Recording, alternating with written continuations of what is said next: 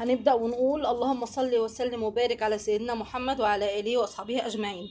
أمنتكم أمانة اليوم الدين تخشوا تصلوا على النبي في الكومنتات وتعملوا لي لايك بالله عليكم، وتعملوا لي اشتراك في قناتي. أمنتكم أمانة تخشوا تصلوا على النبي بالله عليكم، ما تنسوش اللايكات والاشتراك في قناتي بالله عليكم. تمام يا حبايبي، عشان اللايك بيخلي كل الناس بيشير الفيديو، بيخلي كل الناس تشوفه، والاشتراك بيكبر القناة. بالله عليكم يا حبايبي، عشان عايزه اكبر بيكم وليكم، وعايزه كل الناس تشوف اكلي وتجربوا باذن الله. ده يا حبايبي اوردر النهارده. انا طلعته اوردر النهارده.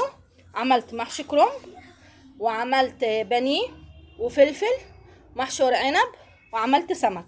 انا عارفه طبعا ان السمك مش رايق على الاكله، بس المطلوب مني انا عملته. تمام يا حبايبي، زي ما انتم شايفين كده، بسم الله ما شاء الله. وطبعا اللي حابب يطلب الاوردر انا تحت امره. بنروح كل حته داخل القاهره، قريبه او بعيده.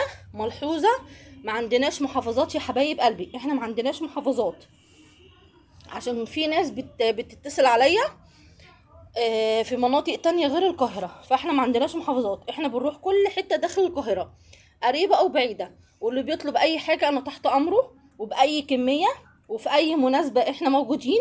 يتصل عليا قبلها بيوم او يومين على حسب ايه الكميه اللي انتوا عايزينها، وانا تحت امر. انا هسيب رقمي على البوست او هسيبه في صندوق الوصف، عشان اللي حابب يكلمني وهرد عليه ان شاء الله. اللي حابب يطلب اي حاجه مفيش اي مشكله بالنسبه لي.